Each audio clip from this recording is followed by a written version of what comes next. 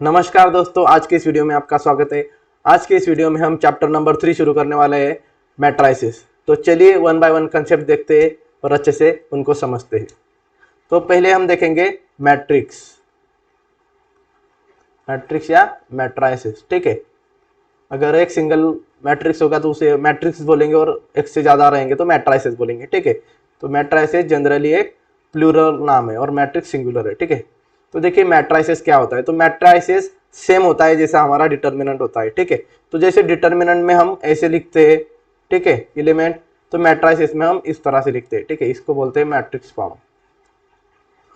और लेकिन यहाँ पे एक दूसरा थोड़ा अलग है डिटर्मिनेंट से, क्योंकि डिटर्मिनेंट हमेशा स्क्वायर में ही रहता था। मतलब जो नंबर ऑफ रो और नंबर ऑफ कॉलम हमेशा सेम रहते थे डिटर्मिनेंट में, लेकिन इसमें नहीं है। मैट्राइसिस में क्या है कि हम कितने भी रो ले सकते हैं और कितने भी कॉलम ले सकते हैं। ठीक है, तो ये मैट्राइसिस हमेशा हम स्क्वायर नहीं तो रेक्टेंगुलर फॉर्म में लिखते हैं। ठीक है, रेक्टेंगुलर एलिमेंट होते हैं वो। रेक्टेंगुलर मतलब क्या कि 3 रो 4 कॉलम, 4 रो 3 रो कॉलम, या 3x3 भी 4x4, स्क्वायर या रेक्टेंगुलर दोनों भी हो सकते हैं। ठीक है, तो देखिए यहाँ पे मैं मैट्रिक्स लिखता हूँ capital A is equal to, हाँ, और हमें एक बात हमेशा ध्यान में रखनी कि जब भी हम कोई मैट्रिक्स इंडिकेट करेंगे तो कैपिटल लेटर से इंडिकेट करेंगे, ए बी सी डी, ठीक है, जेड तक। ठीक है, स्मॉल लेटर से कभी भी उसको नाम नहीं देंगे हम। ठीक है, अभी देखिए यहाँ पे मैं एलिमेंट लिख देता हूँ 2 3 4 7 9 3। तो यहाँ पे देखिए, यहाँ पे जो नंबर ऑफ रो है, रो कितनी है यहाँ पे, तो नंबर ऑफ रो जो होता है वो हम यम से इंडिकेट करेंगे। ठीक है, और यम रो कितनी है 1 2, ये पहली रो है हमारी और ये दूसरी रो है। ठीक है, 2 3 4 और 7 9 3, यहाँ पे टोटल 2 रो है। और कॉलम कितने हैं, यहाँ पे कॉलम देखेंगे हम, कॉलम कितने हैं, कॉलम हम एन से इंडिकेट करेंगे। तो कॉलम 1 ये हमारा है फर्स्ट कॉलम, ये हमारा है सेकंड कॉलम और ये है हमारा थर्ड कॉलम। ठीक है, तो यहाँ पे 3 कॉलम है। तो इस मैट्रिक्स की जो ऑर्डर है हम इस तरह से लिखेंगे, order of matrix is equal to क्या है, यम मल्टीप्लाई बाय यम इस फॉर्म में। तो ऑर्डर कितनी आ जाएगी यम की, 2/3 इस तरह से। तो हमारी जो ऑर्डर है मैट्रिक्स की वो है 2/3। तो 2 है पहले जो नंबर होता है वो हमेशा नंबर ऑफ रो इंडिकेट करता है और दूसरा नंबर ऑफ कॉलम। तो ये 2/3 मैट्रिक्स है। ठीक है, इसी तरह से दूसरा मैट्रिक्स लेते हैं हम, बी इज इक्वल टू 2 3 5 8। तो ये 2/2 ऑर्डर का है, 2 रो और 2 कॉलम है इसमें। तो इस तरह से लिखेंगे इसकी ऑर्डर। ठीक है, ऑर्डर 2/2 है क्योंकि 2 रो है और 2 कॉलम है इसमें। इसी तरह से और एक एग्जांपल देखते हैं, यहाँ पे डी इज इक्वल टू 3 5 8 9 2 3 4 5। ठीक है, इस तरह से एलिमेंट समझो मैंने यहाँ पे लिख दिए। तो कितने हुए यहाँ पे, तो इसकी जो ऑर्डर रहेगी, तो order of matrix is equal to यहाँ पे आएगा 2 मल्टीप्लाई बाय 4, क्योंकि यहाँ पे 1 2, यहाँ पे 2 रो है और 1 2 3 और 4 कॉलम है। ठीक है, इस तरह से 2/4। तो मुझे लगता है कि आपको पता चल गया होगा कि ऑर्डर ऑफ मैट्रिक्स क्या होती है और हम कैसे उसको दिखा सकते हैं। ठीक है, तो अगर हम जनरल फॉर्म देखेंगे मैट्रिक्स का क्या होता है, तो यहाँ पे देखिए, यहाँ पे मैं आपको जनरल फॉर्म दिखा देता हूँ। यहाँ पे समझो ए मैट्रिक्स है, तो इसका जनरल फॉर्म ऐसे रहेगा A11, ये first row first column, first row second column, first row third column, first row fourth column, dash dash dash dash dash i. तो आई जो होता है वो रो को इंडिकेट करता है और जे जो होता है वो कॉलम को इंडिकेट करता है। ठीक है, जैसे हम ऐसे लिखते नंबर 1 2 3 4, आपने देखा होगा आपका जो चैप्टर था प्रोबेबिलिटी, उसमें भी हम ऐसे लिखते थे। और आपका जो चैप्टर था उसका 10th क्लास में, उसमें भी आपने देखा होगा ऐसे एलिमेंट लिखते थे 1 2 3 और डैश डैश डैश एन। तो ये इस तरह से एन लिखते, तो एन क्या कि नंबर ऑफ होता है। तो इसी तरह से आई जे लिखेंगे हम, आई मतलब रो होती है, यहाँ पे लिख देता हूँ आई इज इक्वल टू होता है हमारा रो। ठीक है, और जो जे होता है वो कॉलम को इंडिकेट करता है, मतलब कितने कॉलम है, नंबर ऑफ कॉलम। फिर सेकंड में आएगा second row first column, second row second column, second row third column, second row fourth column, dash dash dash dash आयत रो आई कॉलम, सॉरी आयत रो जे कॉलम। ठीक है, इस तरह से हमें लिखना है। तो इस तरह से हम मैट्रिक्स के फॉर्म को लिख सकते हैं। यहाँ पे बहुत सारी रो हम और निकाल सकते हैं। ठीक है, तो आपको पता चल गया होगा कि किस तरह से हम ऑर्डर ऑफ मैट्रिक्स निकालते हैं, ठीक है। ये समझ गए आपको, ठीक है। तो नेक्स्ट देखते हैं। अभी देखिए यहाँ पे मैं एक मैट्रिक्स लिखता हूँ, समझो ए इज इक्वल टू है first row, sorry first row first column आएगा यहाँ पे, first row first column, first row second column, first row third column, फिर second row first column, second row second column, second row third column, third row first column, third row second column और third row third column. इस तरह से ये element हो गए। तो ये क्या है, A11 A12। तो पहला जो नंबर है वो रो को इंडिकेट करता है, दूसरा जो नंबर है वो कॉलम को इंडिकेट करता है। ये तो हमें पता चल गया है। लेकिन A11 जो है यहाँ पे कोई भी नंबर हो सकते हैं, प्लस माइनस पॉइंट में कोई भी, ठीक है। तो हमें ध्यान में रखना है ये सब कोई भी नंबर हो सकते हैं। तो जनरली मैंने यहाँ पे इस तरह से लिख दिया है, ठीक है। तो यहाँ पे जो A11 A12 A13 ये सारे के सारे जो दिख रहे हैं इसको हम बोलते हैं कंपोनेंट्स। ये जो मैट्रिक्स के है कंपोनेंट्स है। और यहाँ पे जो A11 A1 A22 A33 यहाँ पे जो डायगोनल एलिमेंट दिख रहे हैं तो उनको हम डायगोनल बोलते हैं, डायगोनल एलिमेंट, डायगोनल एलिमेंट या डायगोनल कंपोनेंट भी बोल सकते हैं आप, ठीक है। क्योंकि ये तो सब कंपोनेंट्स ही है। और जो बाकी के बचे हुए ये और ये यहाँ पे ये बोलते हैं हम नॉन डायगोनल,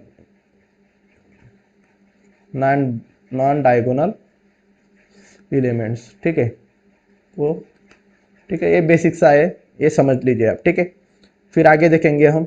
तो हमारा जो नेक्स्ट पॉइंट वो है स्क्वायर मैट्राइसेस, स्क्वायर मैट्राइसेस। तो स्क्वायर मैट्राइसेस क्या होता है कि यम होता है हमारा, हमें पता है रो, और यम इंडिकेट करता है हमारे कॉलम, ठीक है। तो स्क्वायर मैट्राइसेस जनरली क्या होता है कि ऐसा मैट्रिक्स जिसमें number of row is equal to number of column रहेंगे, ठीक है। तो शॉर्टकट डेफिनेशन लिख देता हूं मैं यहाँ पे, number of rows is equal to number of column, ठीक है। तो इसकी डेफिनेशन इस तरह से, the matrix in which number of rows is equal to number of columns is called square matrix, ठीक है। इस तरह से तो नंबर ऑफ रो और नंबर ऑफ कॉलम हमारे इक्वल है, मतलब m is equal to n है। तो यहाँ पे एग्जांपल देख लेते हैं क्या होता है वो स्क्वायर मैट्रिक्स। तो a इज इक्वल टू, हमें पता है कि हम मैट्रिक्स हमेशा कैपिटल लेटर से इंडिकेट करते हैं, कोई भी a से लेकर z तक। तो यहाँ पे लिखता हूँ मैं 2 3 4 और 5। तो यहाँ पे देखिए स्क्वायर मैट्रिक्स हो गया। स्क्वायर मैट्रिक्स क्यों हुआ, क्योंकि यहाँ पे देखिए 1 और 2, यहाँ पे 2 रो हो गई और यहाँ पे 1 और 2 कॉलम हो गए। तो कॉलम भी 2 और रोज भी 2, तो इसकी ऑर्डर जो हो गई वो क्या है 2/2। तो इसकी जो ऑर्डर है वो हमारी हो गई 2/2। और एक एग्जांपल देखते हैं 3 इज इक्वल टू, तो ए भी हमारा स्क्वायर ब्रैकेट ही है, ठीक है।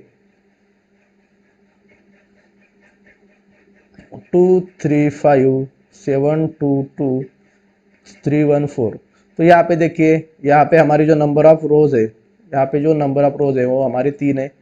और हमारे जो कॉलम्स है वो कॉलम्स भी कितने हैं, 3 है। तो इसकी ऑर्डर हो गई 3/3। तो इस मैट्रिक्स की जो ऑर्डर है वो 3/3।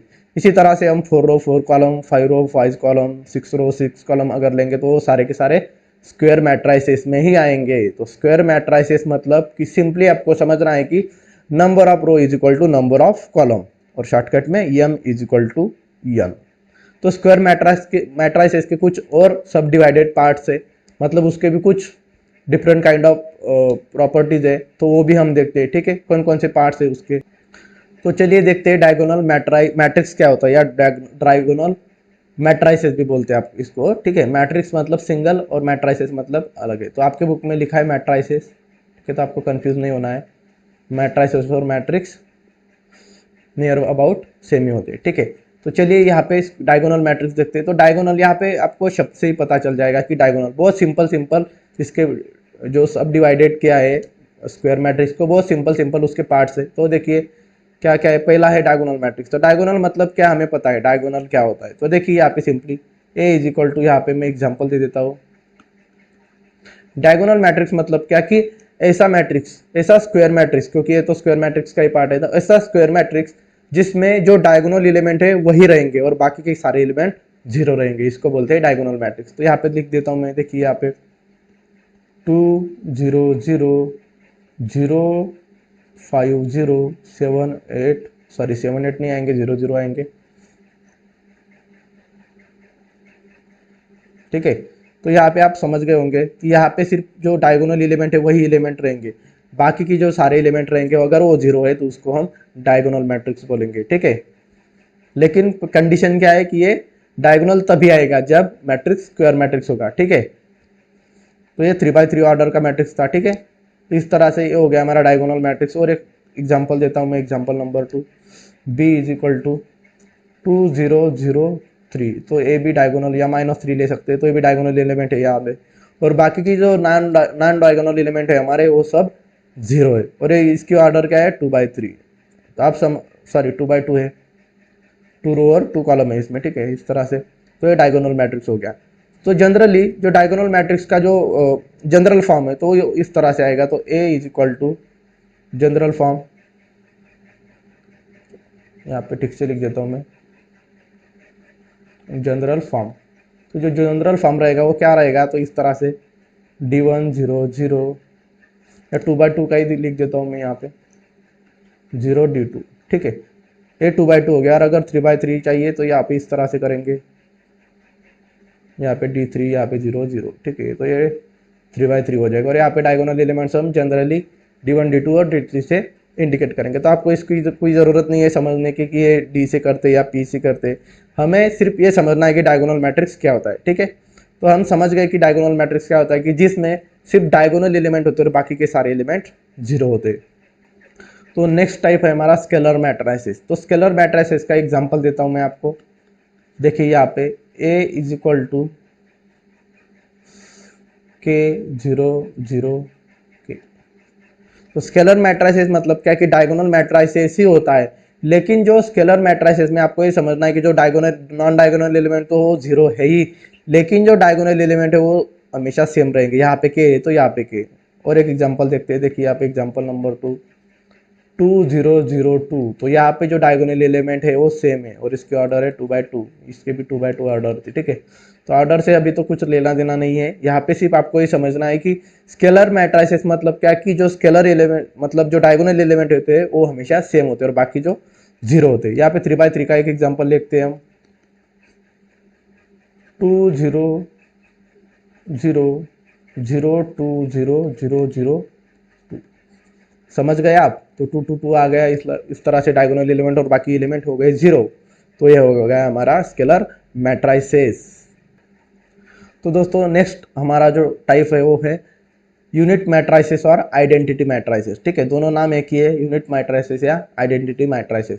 तो सिंपली आपको समझना है इसके नाम में क्या दिया है, यूनिट। यूनिट मतलब 1। तो सिंपल आपको एग्जांपल दे के बताता हूँ मैं आपको। A इज इक्वल टू, तो यहाँ पे 1 0 0 1। समझ गए? नहीं समझे तो देखिए यहाँ पे कि यूनिट मैट्रिक्स मतलब क्या, कि ऐसा मैट्रिक्स जिसमें जो डायगोनल एलिमेंट है वो हमेशा यूनिट रहेंगे। यूनिट मतलब 1 रहेंगे या आइडेंटिटी रहेंगे, ठीक है। और यहाँ पे मैंने थोड़ा गलत कर दिया, यहाँ पे इसको ए से नहीं इंडिकेट कर सकते। तो इसकी स्पेशलिटी ये है कि इसको सिर्फ आई से ही हम इंडिकेट कर सकते हैं।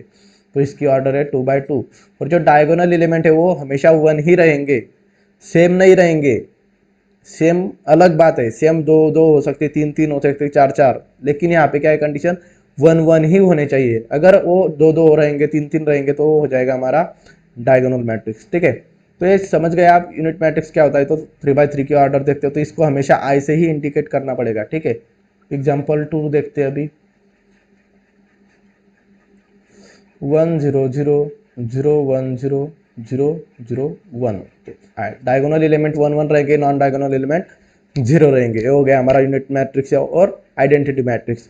तो आप बहुत बार अभी कंफ्यूजन हो सकता है आपको, कि आप बोलेंगे कि सर यहाँ पे तो जो डायगोनल एलिमेंट वो तो सेम है, तो इसको हम डायगोनल एलिमेंट भी बोल सकते हैं, सॉरी डायगोनल मैट्राइसिस भी बोल सकते। तो हाँ बोल सकते हैं, क्योंकि ये भी डायगोनल मैट्राइसिस ही है, क्योंकि यहाँ पे नॉन डायगोनल एलिमेंट जीरो है, ठीक है। तो इसको diagonal element sorry diagonal matrices बोल सकते हो और यूनिट मैट्राइसिस भी बोल सकते हैं। लेकिन यूनिट मैट्राइसिस को, लेकिन डायगोनल हर डायगोनल मैट्राइसिस यूनिट मैट्राइसिस नहीं हो सकता, क्योंकि हर डायगोनल मैट्राइसिस में एलिमेंट तो यहाँ पे सेम रहते हैं, लेकिन वो 2 2 भी हो सकते हैं। लेकिन यूनिट मैट्रिक्स में वैसा नहीं होता है। इसलिए हर यूनिट मैट्रिक्स डायगोनल मैट्रिक्स होता है, लेकिन हर डायगोनल मैट्रिक्स यूनिट मैट्रिक्स नहीं हो सकता, ठीक है। नेक्स्ट देखते हैं। तो नेक्स्ट हमारा जो टाइप है डी वो है ट्रायंगुलर मैट्राइसिस। तो ट्रायंगुलर मैट्राइसिस के 2 सब टाइप होते हैं, वो हम देखेंगे, ठीक है। तो पहला सब टाइप है upper triangular matrices, upper triangular matrices. हाँ, और एक चीज़ यहाँ पे कि मैं आपको ज़्यादा थ्योरी नहीं बताऊंगा, ज़्यादा डेफिनेशन नहीं बताऊंगा, आपको डायरेक्ट प्रैक्टिकली समझा देता हूँ क्योंकि आपके दिमाग में फिट हो जाए, ठीक है। थ्योरी पढ़ने की कोई ज़रूरत नहीं और आपको रटने की उसको बिल्कुल भी ज़रूरत नहीं है। आप सिर्फ प्रैक्टिकली समझ लीजिए कि वो मैट्रिक्स कैसे है, वही समझ लीजिए। थ्योरी की कोई ज़रूरत नहीं है, उसका भी उद्देश्य वही है जो हम प्रैक्टिकली देखेंगे, तो आपको जल्दी अच्छे से समझ में आएगा। तो ट्रायंगुलर मैट्रिसेस का पहला पार्ट है, पहला टाइप है कि अपर ट्रायंगुलर मैट्रिसेस। तो अपर, तो यहाँ पे देखिए अपर ट्रायंगुलर और ट्रायंगुलर, अपर और ट्रायंगुलर, यहाँ पे दो शब्द हमेशा ध्यान में रखने, ठीक है। इससे ही आपको मैट्रिक्स पता चल जाएगा। तो यहाँ पे एग्जांपल देता हूँ मैं, समझो u इज इक्वल टू,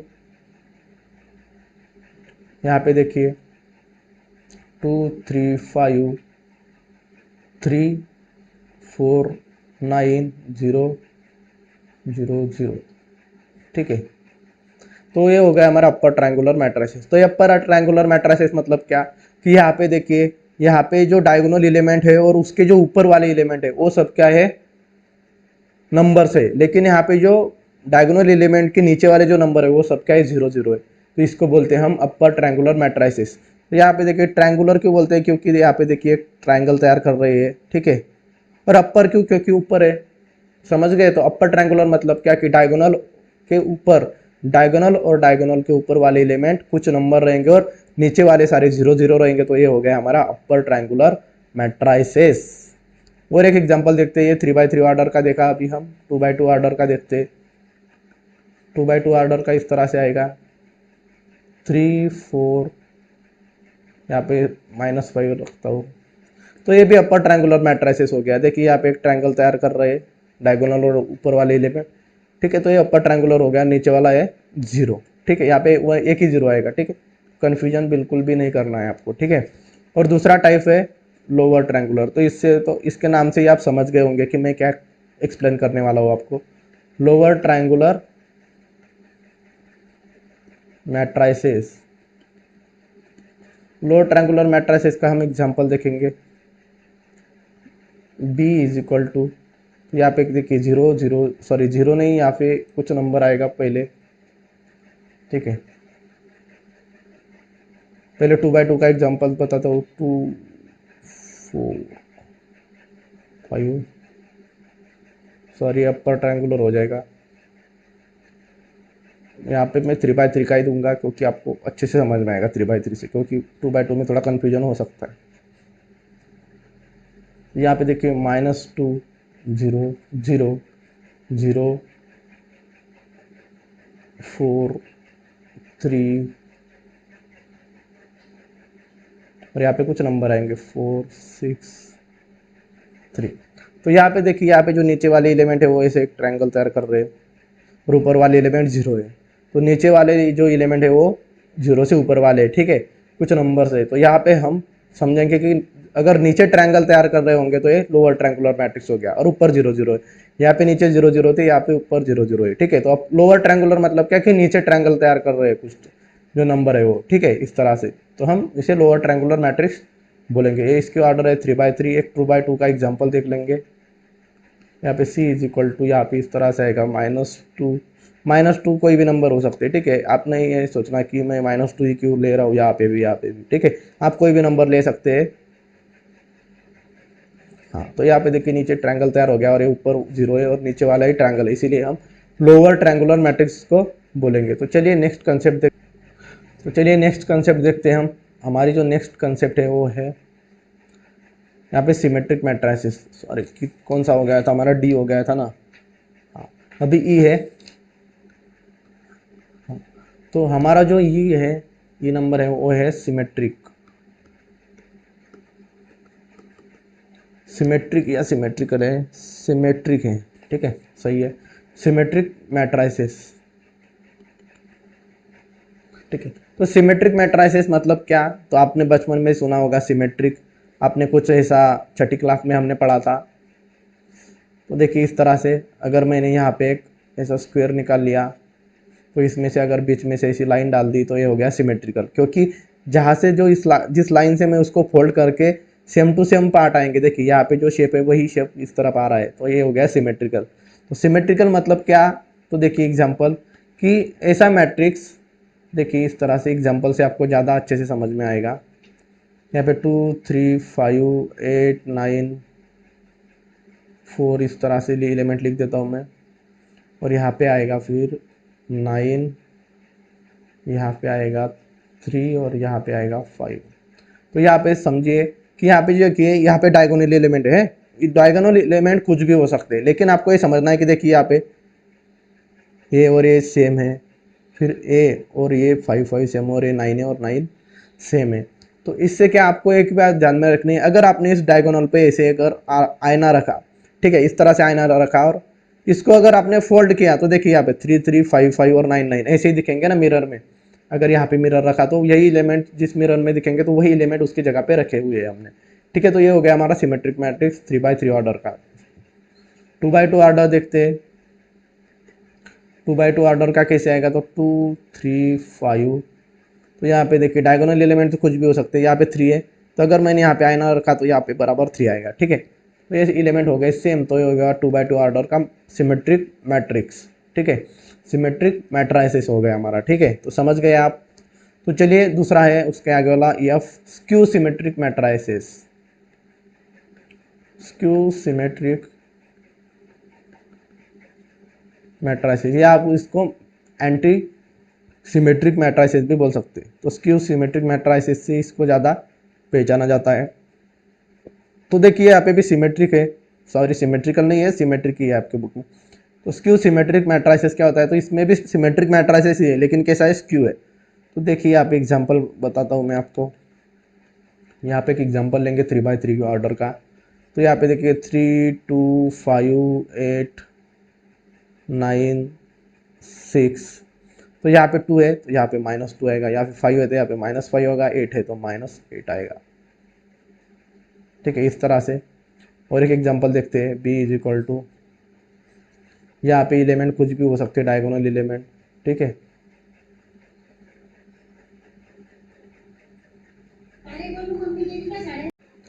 तो यहाँ पे देखिए हम क्या करेंगे अभी, तो यहाँ पे -4 है तो यहाँ पे +4 हो जाएगा, यहाँ पे 4 है, सॉरी -4 है, +4 हो गया, यहाँ पे +4 है, यहाँ पे -4 हो जाएगा, तो 7 है तो यहाँ पे -7 हो जाएगा। तो ये समझना है आपको। ठीक है, ऐसे सिमेट सॉरी ए और इसकी जोड़ी होगी और ए और इसकी जोड़ी है। ठीक है, नीचे वाले की।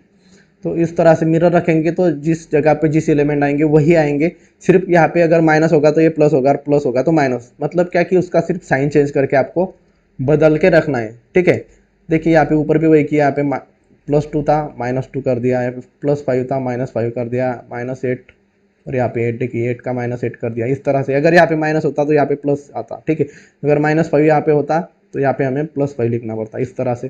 तो 2x2 ऑर्डर का देखते हैं, 2x2 ऑर्डर का देखिए, यहाँ पे 2x2 ऑर्डर का कैसे आएगा, 2 3 4।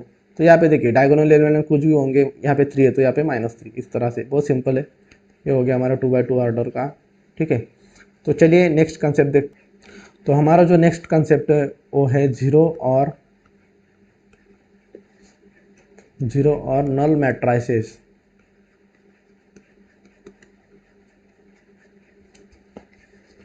ठीक है, तो यहाँ पे देखिए जीरो और नल दोनों का मतलब, नल मतलब खाली और जीरो का मतलब जीरो मैट्राइसिस। तो ऐसा मैट्राइसिस कि जिसमें सारे के सारे एलिमेंट जीरो होंगे तो इसको हम जीरो मैट्राइसिस बोलेंगे। ठीक है, इस तरह से 3x3 का इस तरह से आएगा, 0 0 0 0 0 0 0 0 0। सारे एलिमेंट अगर जीरो होंगे स्क्वायर मैट्रिक्स में, मतलब 2x2 3x3 4x4 ऑर्डर के मैट्रिक्स में, तो उसको हम नॉन मैट्रिक्स या जीरो मैट्रिक्स बोलेंगे। ठीक है, बहुत सिंपल कंसेप्ट था। नेक्स्ट कंसेप्ट देख।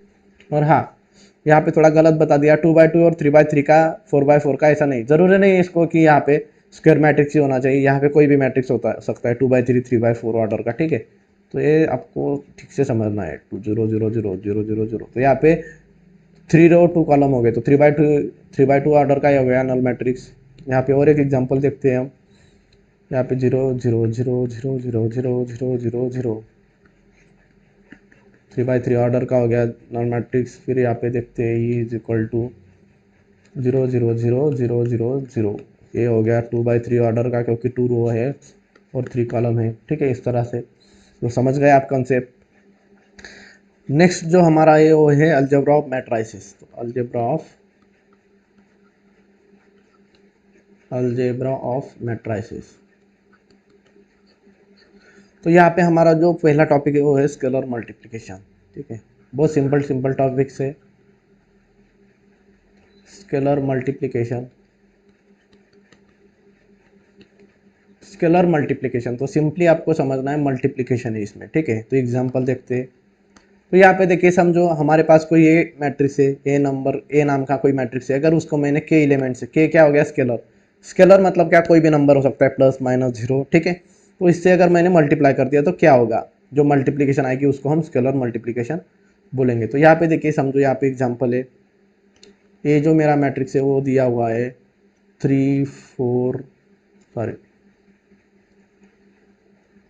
3 6 9 12 9, इसको 15 कर देता हूँ, यहाँ पे 3 6 और यहाँ पे 18 कर देता हूँ। ठीक है, इस तरह से आपको समझने के लिए। ठीक है, तो ये हमारा ये मैट्रिक्स हो गया। तो स्केलर मल्टीप्लिकेशन मतलब क्या कि यहाँ जो 1 ए दिख रहा है तो इसको मैं 1/2 से मल्टीप्लाई कर देता हूँ। 1/2 multiply by A is equal to, तो यहाँ पे देखिए 1/2 मल्टीप्लाई बाय के मतलब 1/2 और मल्टीप्लाई बाय ये मैट्रिक्स आएगा पूरा। तो यहाँ पे 3 6 9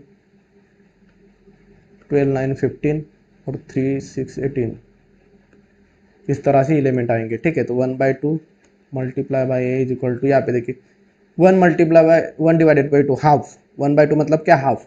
तो हर एक एलिमेंट को हम क्या करेंगे, 2 से डिवाइड करेंगे, क्योंकि 1 मल्टीप्लाई, देखिए 3 मल्टीप्लाई बाय 1 हो जाएगा 1, या फिर सॉरी 1/2 नहीं 1/3 कर देंगे हम। ठीक है, 1/3 कर देंगे, क्योंकि 2 से तो डिवाइड नहीं होगा हर एक एलिमेंट को।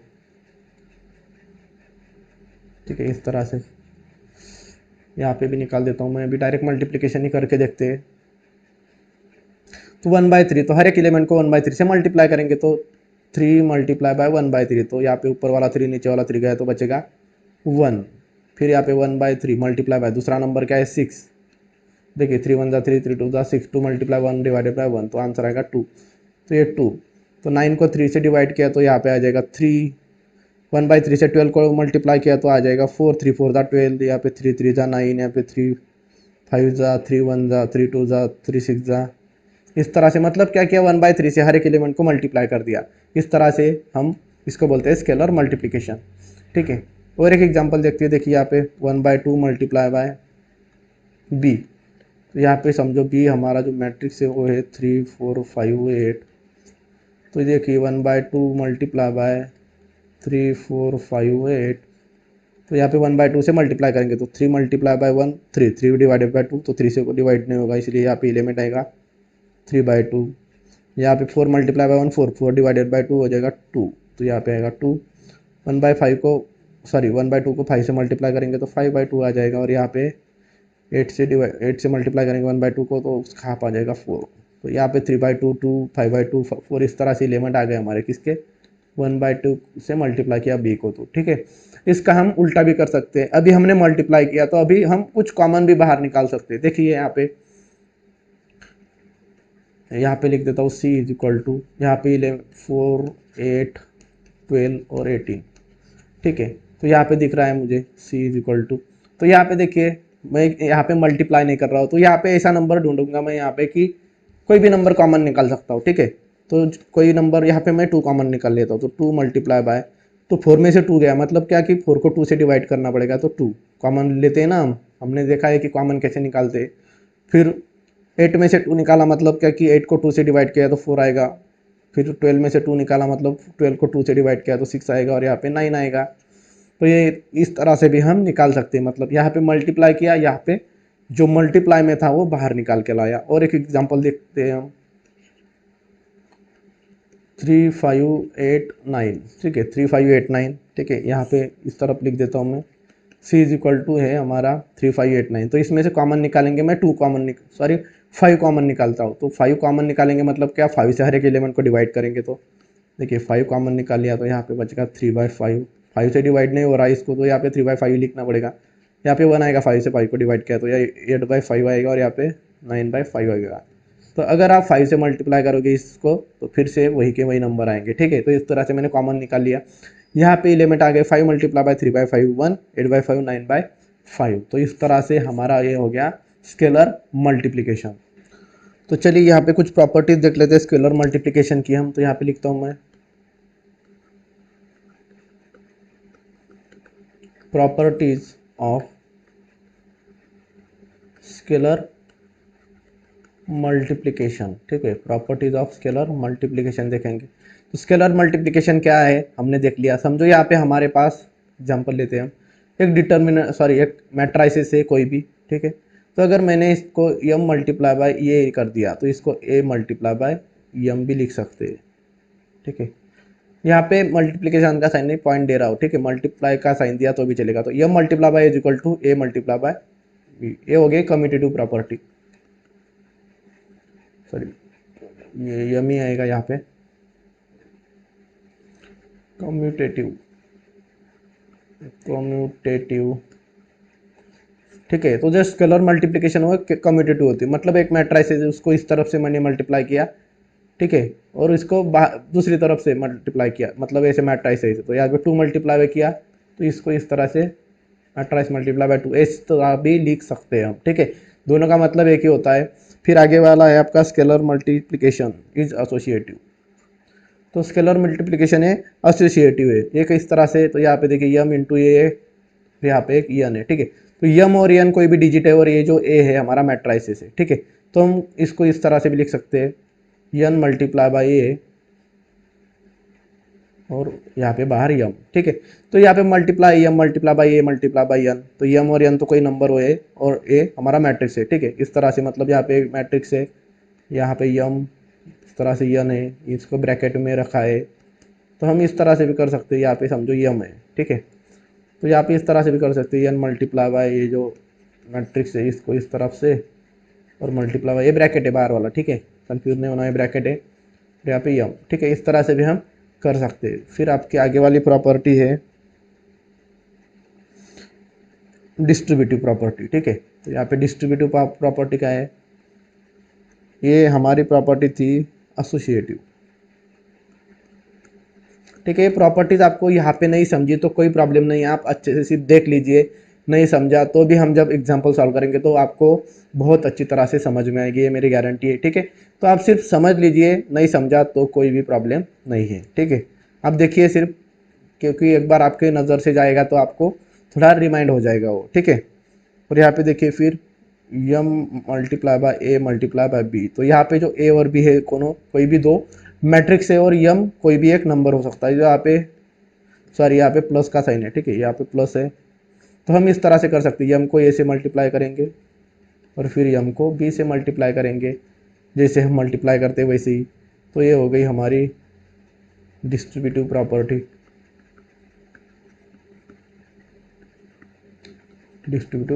ठीक है। फिर यहाँ पे 4 नंबर का है O multiply by A is equal to 0।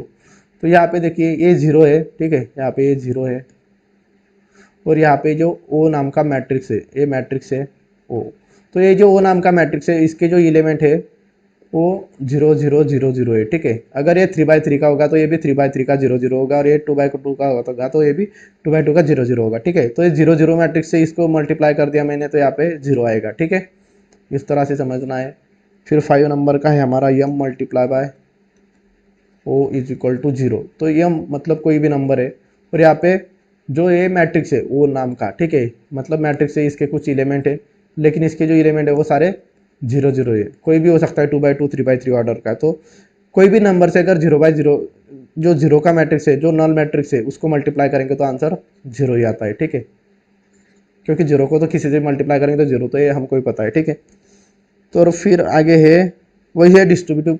यहाँ पे देखिए थोड़ा ऐसा है यम प्लस यन मल्टीप्लाई बाई ए, यम और यन कोई भी नंबर हो सकते हैं 2 + 3 5 इस तरह से कोई भी। तो हम इस तरह से करेंगे, यम मल्टीप्लाई बाई यन भी कर सकते हैं, M multiply by A plus N multiply by A. तो पहले इस नंबर को मल्टीप्लाई, इस मैट्रिक्स को यम से मल्टीप्लाई करेंगे और फिर प्लस n मल्टीप्लाई बाई ए। जैसे हम मल्टीप्लिकेशन करते टाइम पे जैसे हम ब्रैकेट ओपन करते हैं उसी तरह के है, ठीक है। बहुत सिंपल है, एग्जाम्पल सॉल्व करेंगे तो आपको पता चल ही जाएगा, ठीक है। तो चलिए यहाँ पे जो नेक्स्ट टॉपिक है हमारा equality of matrices. Equality of matrices, ये भी बहुत सिंपल है। इक्वालिटी यहाँ पे समझ गए होंगे आप, इक्वालिटी मतलब आप कुछ ना कुछ तो इक्वल है यहाँ पे। और ऑफ मैट्राइसेस मतलब दो मैट्राइसेस इक्वल रहेंगे। जैसे यहाँ पे देखिए ए इज इक्वल टू, एग्जाम्पल लेते हैं हम फर्स्ट, ए मैट्राइसेस है हमारा 3 4 5 8, और जो बी मैट्राइसेस है वो हमारा 3 4 5 8। तो यहाँ पे देखिए 3 4 5 8 3 4 5 8, तो यहाँ पे इस तरह से लिख सकते हैं हम A is equal to B, sorry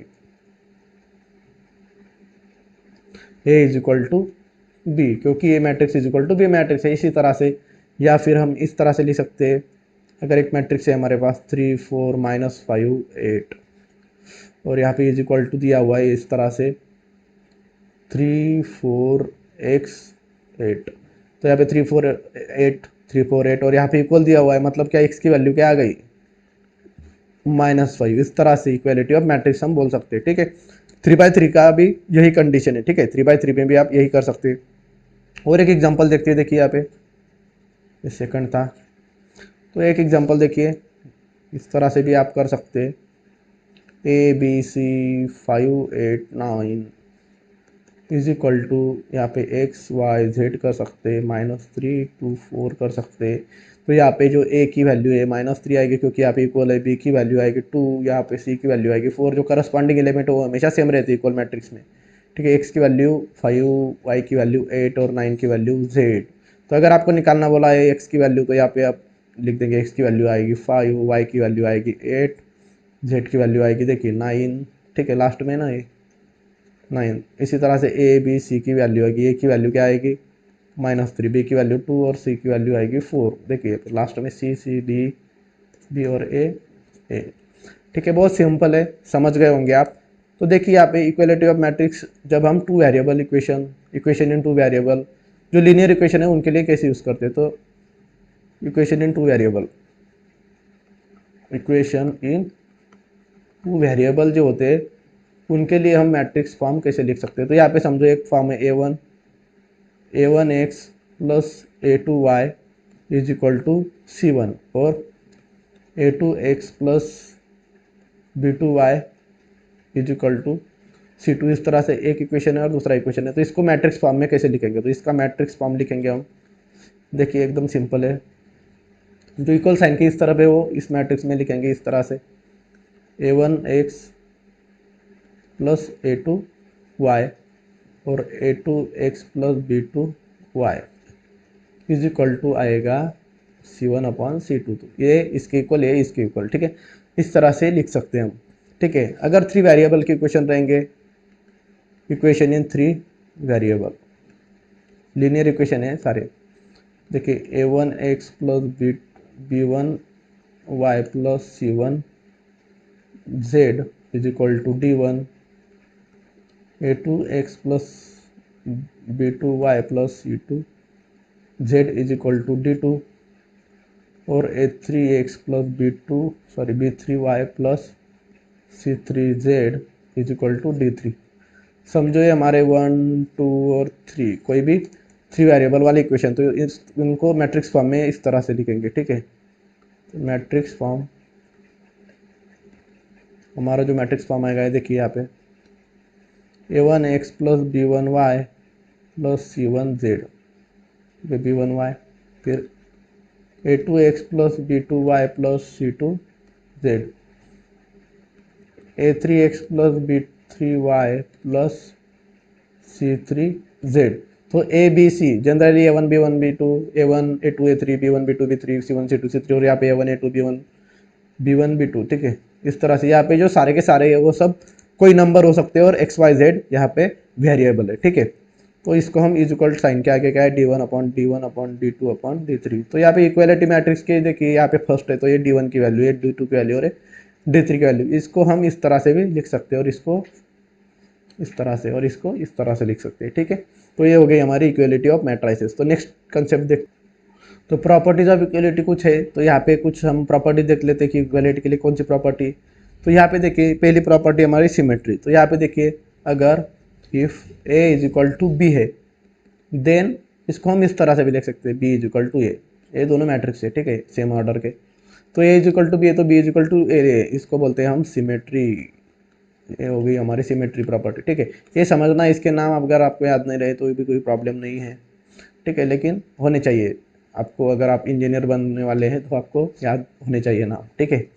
अगर दूसरा है हमारा इफ, दूसरा दिया है ए इज इक्वल टू ए, मतलब क्या कि ए जो मैट्रिक्स है, कोई भी मैट्रिक्स खुद से तो इक्वल होगा ही, ठीक है। तो इस तरह से, तो इसको हम बोलते हैं रिफ्लेक्टिविटी, रिफ्लेक्टिविटी। और तीसरा है ट्रांजिटिविटी, ठीक है, ट्रांजिटिविटी, ठीक है, बराबर है।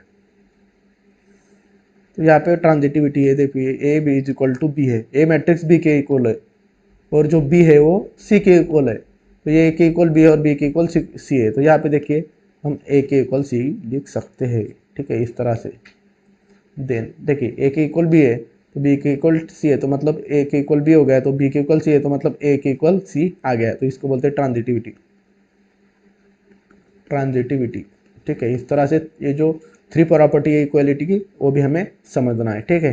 कोई बहुत सिंपल प्रॉपर्टीज है, कोई भी अच्छे से एक बार देखा तो ध्यान में रख सकता है, ठीक है। नेक्स्ट प्रॉपर्टी देख, तो नेक्स्ट जो है हमारा टॉपिक है addition of matrices, addition of matrices, addition of matrices,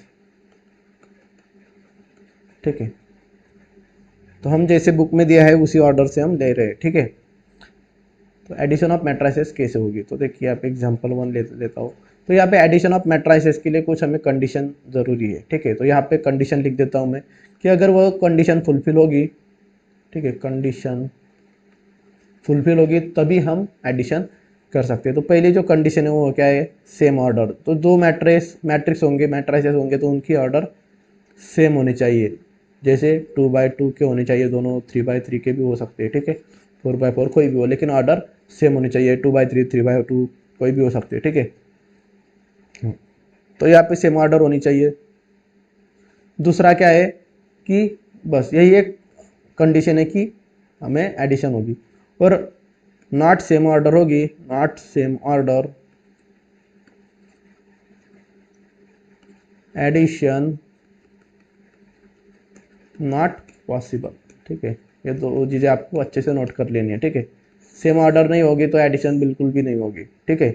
और तीसरी है कंडीशन की एडिशन के करते टाइम करस्पॉन्डिंग एलिमेंट की एडिशन होगी। जो करस्पॉन्डिंग एलिमेंट्स होते हैं, ठीक है, करस्पॉन्डिंग मतलब हम देखेंगे अभी, ऐड, करस्पॉन्डिंग एलिमेंट एक दूसरे को ऐड करेंगे, ठीक है।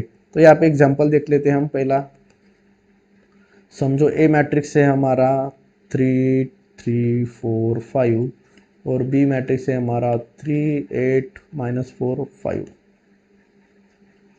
ठीक है। तो मुझे ए प्लस बी करना है, ठीक है। तो ए प्लस बी हमें निकालना है। तो पहले क्या करेंगे, तो हम ऑर्डर लिख लेंगे पहले की, order of A is 2x2। तो ए की ऑर्डर क्या है हमारे 2x2 है, 2 रो 2 कॉलम है, और बी की ऑर्डर क्या है 2x2। तो फिर लिखेंगे यहाँ पे order of B is 2x2, दोनों के ऑर्डर सेम है। यहाँ पे आ गई, देखो यहाँ पे सेम ऑर्डर,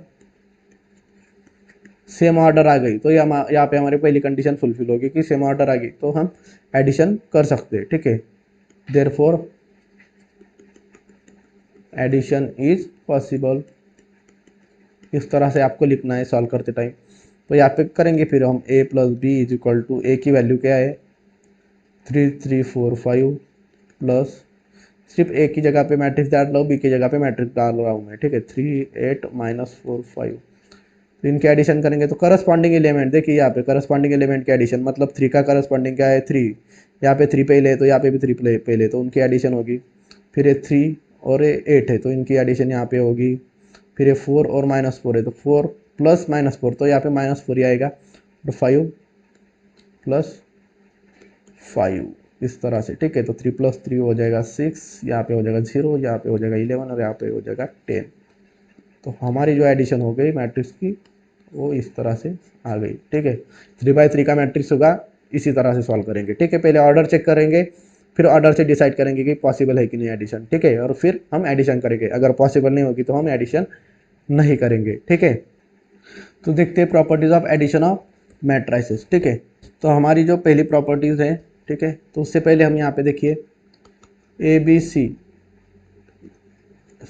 सी क्या है, are matrices of same order. ठीक है, तो यहाँ पे जो ए बी सी है वो क्या है, मैट्राइसिस है, और कैसे सेम ऑर्डर है, 2 by 2 A B 2 by 2 A B 2 by 2 या 3 बाई 3 3 बाई 3 3 बाई 3, कोई भी इस तरह से हो सकते हैं। ठीक है, सेम ऑर्डर के। और यहाँ पे अगर यहाँ पे जो ओ इंडिकेट करेंगे तो यहाँ पे जो ओ रहेगा वो होगा नल मैट्रिक्स। ठीक है, नल ही दिया है ना, हाँ ठीक है, जीरो या नल मैट्रिक्स बोल सकते हैं। ठीक है, जीरो या नल कोई भी मैट्रिक्स। ठीक है, जीरो मैट्रिक्स है हमारा। तो यहाँ पे पहली प्रॉपर्टी देखते हैं हम। पहली प्रॉपर्टी आपके बुक में addition of matrices is commutative. Commutative property देखते हैं। ठीक है, कम्यूटेटिव, तो यहाँ पे कम्यूटेटिव प्रॉपर्टी देखिए, यहाँ पे क्या होगा कि देखिए हमने पहले ही देखा था ना, A plus B is equal to B plus A. मतलब क्या कि ए प्लस बी मतलब पहले मैट्रिक्स में दूसरी ऐड करो या दूसरी में पहली, दोनों सेम ही रहेंगे, तो ये कम्यूटेटिव हो गया। दूसरी प्रॉपर्टी है हमारी एसोसिएटिव। तो जो एडिशन होती है वो एसोसिएटिव भी होती है। एसोसिएटिव, तो एसोसिएटिव प्रॉपर्टी क्या है, देखिए अगर यहाँ पे ए प्लस बी प्लस सी दिया हुआ है तो यहाँ पे ए प्लस बी प्लस सी एक साथ इनकी पहले ब्रैकेट एडिशन करेंगे और फिर एक ही करेंगे, ऐसा भी चलेगा। या इस तरह से पहले ए और बी की एडिशन करेंगे और फिर उसमें सी ऐड करेंगे, ऐसा भी चलेगा। ठीक है, यहाँ पे पहले बी और सी की एडिशन करेंगे और फिर ए ऐड करेंगे, या ए प्लस बी ऐड करेंगे और सी ऐड करेंगे। तो दोनों की जो वैल्यू है हमेशा सेम ही आएगी, कोई भी दोनों पहले में ऐड करो, कोई प्रॉब्लम नहीं आएगा। ठीक है, फिर अगली है एडिटिव आइडेंटिटी। एडिटिव आइडेंटिटी देखिए यहाँ पे एकदम सिंपल है। तो एडिटिव आइडेंटिटी मतलब क्या, ए प्लस जीरो, जीरो नहीं सब मतलब ओ है यहाँ पे, जीरो नल मैट्रिक्स। तो यहाँ पे देखिए ओ क्या है, जीरो मैट्रिक्स है। तो कोई भी मैट्रिक्स में अगर जीरो मैट्रिक्स ऐड करेंगे तो आंसर तो वही आएगा। ठीक है, ए ही आएगा। ठीक है, इस तरह से ए प्लस ओ करो या ओ प्लस ए करो, दोनों एक ही रहेगा। जीरो ऐड करेंगे तो ए ही आएगा आंसर। ठीक है, क्योंकि 3 + 0 किया तो 3 आएगा, या 0 + 3 किया तो 3 आएगा, इस तरह से। ठीक है, फिर 4 नंबर की प्रॉपर्टी है आपकी एडिटिव इनवर्स।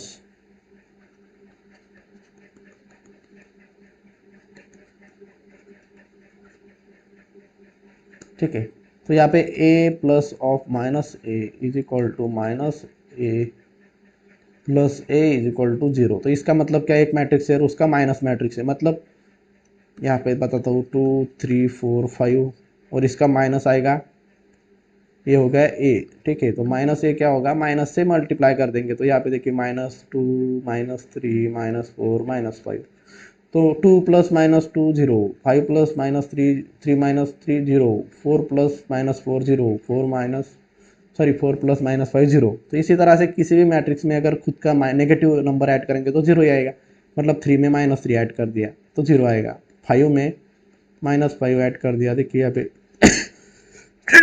सॉरी जीरो आ जाएगा। ठीक है, इस तरह से यही है एडिटिव इनवर्स। और है आगे वाले, हाँ वही देखिए है। फिर यहाँ पे सिंपल सिंपल ही कंडीशन है, देखिए यहाँ पे 5th नंबर का दिया हुआ है A plus B is equal to A plus B is equal to A plus C. तो A plus B is equal to A plus C, इसका मतलब क्या हुआ कि b is equal to A आएगा या a is equal to B आएगा। Sorry sorry इस तरह से नहीं आएगा। तो यहाँ पे देखिए कॉमन क्या है, a कॉमन है। तो अगर मैं 2 में 3 ऐड करूँ या 5 में 3 ऐड करूँ तो यहाँ पे 3 3 कॉमन है। ठीक है, इस तरह से। तो यहाँ पे देखिए ये तो एक ही मैट्रिक्स है a। ठीक है, तो यहाँ पे b इज इक्वल टू सी आएगा। ठीक है, क्योंकि किसी भी इस मैट्रिक्स में अगर मैंने सी ऐड किया तो वही आ रहा है। और इसमें भी ए सी ऐड, सॉरी इसमें ऐड किया तो वही आ रहा है, और इसमें ऐड किया तो ये भी, मतलब दोनों की एडिशन क्या है, सेम है, ठीक है। तो इसका मतलब दोनों में अगर एक कॉमन रहेगा एडिटिव जो नंबर रहेगा वो, तो बी इज इक्वल टू सी आएगा, ठीक है। फिर आगे की है हमारी कैंसलेशन, ठीक है। B plus A is equal to C plus A, यही इसी तरह से B plus A is equal to C plus A, उसी का उल्टा करके दिया है। तो यहाँ पे देखिए ए कॉमन है, तो यहाँ पे बी इज इक्वल टू सी आएगा, ठीक है। इस तरह इसके इज इक्वल टू नहीं आएगा, ठीक है। इस तरह से लिख सकते हैं बी इज इक्वल टू सी, ठीक है। अभी हम सब्ट्रैक्शन ऑफ मैट्रिसेस देखेंगे।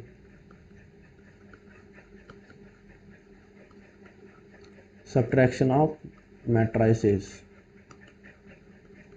तो इसकी भी कुछ कंडीशन है, सब्ट्रैक्शन कब कर सकते हैं, तो कंडीशन है, ठीक है। पहली कंडीशन है सेम ऑर्डर होनी चाहिए, जैसे एडिशन करते हैं वही है, सारी की सारी जो प्रॉपर्टी एडिशन की वही सारी की सारी प्रॉपर्टी सब्ट्रैक्शन की भी है, ठीक है। सेम ऑर्डर होनी चाहिए, ऑर्डर ऑफ मैट्रिसेस, कोई भी ऑर्डर हो लेकिन सेम होना चाहिए दोनों की, ठीक है। और फिर करस्पॉन्डिंग एलिमेंट के सब्ट्रैक्शन करेंगे, सब्ट्रैक्ट करस्पॉन्डिंग एलिमेंट, आपको पता चल गए होंगे क्या है करस्पॉन्डिंग एलिमेंट, सब्ट्रैक्ट करेंगे करस्पॉन्डिंग एलिमेंट, ठीक है। इस तरह से, तो इसका एक एग्जांपल देख लेते हैं। देखिए यहाँ पे एग्जांपल 1, यहाँ पे समझो ये मैट्रिक्स है मेरी 2 3 5 8, और जो बी मैट्रिक्स दी हुई है हमें 1 4 8 4, इस तरह से। तो अगर मुझे ए माइनस बी निकालना है तो कैसे निकालूंगा, तो यहाँ पे पहले ऑर्डर चेक करूंगा, तो मैं पहले ऑर्डर ऑफ ए 2/2 है, 2 रो और 2 कॉलम है, ठीक है। 2/2 ऑर्डर है, इसकी 2/2 है, और इसकी भी 2/2 ही है, ठीक है। Order of B is equal to 2/2, तो ए और, तो यहाँ पे देखिए यहाँ पे क्या है, सेम ऑर्डर, ए और बी के ऑर्डर सेम है, इसलिए सब्ट्रैक्शन पॉसिबल। तो यहाँ पे लिखता हूँ सब्ट्रैक्शन इज पॉसिबल। तो यहाँ पे ए माइनस बी अभी सब्ट्रैक्ट करेंगे, पहले क्या किया हमने, ध्यान में रखना है आपको, ठीक है। जैसे एडिशन में करते वैसे ही दोनों के ऑर्डर लिख देंगे क्या है, और फिर ऑर्डर सेम है कि नहीं वो देखेंगे, ठीक है। तो यहाँ पे सेम ऑर्डर आई, इसीलिए सब्ट्रैक्शन इज पॉसिबल। अगर ऑर्डर सेम नहीं आई तो सब्ट्रैक्शन इज नॉट पॉसिबल, ठीक है। इस तरह से यहाँ पे 2/3 है और यहाँ पे 2/4 है, तो इस तरह से नहीं चलेगा, ठीक है। ए माइनस बी, तो ए माइनस बी देखिए यहाँ पे ए है 2 3 5 8 माइनस, और बी जो मैट्रिक्स है वो हम यहाँ पे लिखेंगे 1 4 8 4।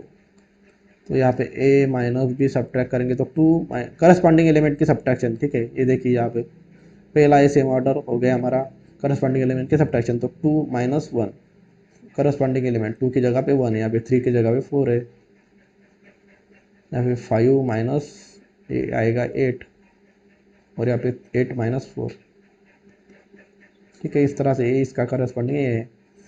तो देखिए यहाँ पे ए माइनस बी क्या आएगा, 2 माइनस 1 हो जाएगा 1, 3 माइनस 4 हो जाएगा -1, 5 माइनस 8 हो जाएगा -3, और 8 माइनस 4 हो जाएगा 4। तो इस तरह से आ गई हमारी ए माइनस बी की वैल्यू, इस तरह से, ठीक है। तो कुछ प्रॉपर्टीज है सब्ट्रैक्शन की, वो भी देख लेते हैं। तो यहाँ पे देखिए प्रॉपर्टीज ऑफ सब्ट्रैक्शन देखेंगे, प्रॉपर्टीज ऑफ सब्ट्रैक्शन, ठीक है। बहुत सिंपल चैप्टर है ये, ठीक है, और कंसेप्ट भी बहुत आसान है, ठीक है। शुरुआत में थोड़ा कठिन लग सकता है आपको, लेकिन जैसे आप प्रैक्टिस करेंगे बहुत ही ज़्यादा सिंपल है ये चैप्टर, ठीक है। और इसमें से ज़्यादा ही क्वेश्चन आएंगे आपको, ठीक है। इस चैप्टर से बहुत सारे क्वेश्चन आएंगे आपके एग्जाम में, ठीक है, 10 से 12 मार्क्स तक। तो प्रॉपर्टीज ऑफ सब्ट्रैक्शन देखिए यहाँ पे, तो प्रॉपर्टी ऑफ सब्ट्रैक्शन है थोड़ा अलग है, एडिशन की थोड़े से अलग है, ठीक है। तो यहाँ पे देखिए अगर मैंने 3 माइनस 4 किया तो ये, और 4 माइनस 3 किया तो ये, इसके अलग अलग आएंगे आंसर, इसका -1 आएगा और इसका 1 आएगा। तो यही चीज़ यहाँ पे कि A minus B is not is equal to B minus A, क्योंकि यहाँ पे इस तरह से होता है ए माइनस बी, समझो ए है हमारा ए और ए हो गया ए बी। तो देखिए आंसर सेम आ रहा है क्या, नहीं आ रहा है, तो ये इज इक्वल टू नहीं है, ठीक है। फिर एसोसिएटिविटी ए माइनस बी माइनस सी, यहाँ पे इस तरह से पहले ए माइनस बी की सब्ट्रैक्शन फिर माइनस सी किया, या ए माइनस बी माइनस सी, तो इस तरह से हम नहीं कर सकते, ठीक है। इस तरह से हम नहीं कर सकते एसोसिएटिविटी प्रॉपर्टी, तो ये एसोसिएटिव प्रॉपर्टी यहाँ पे अप्लाई नहीं होती है सब्ट्रैक्शन में, ठीक है। और फिर आगे कुछ है क्या?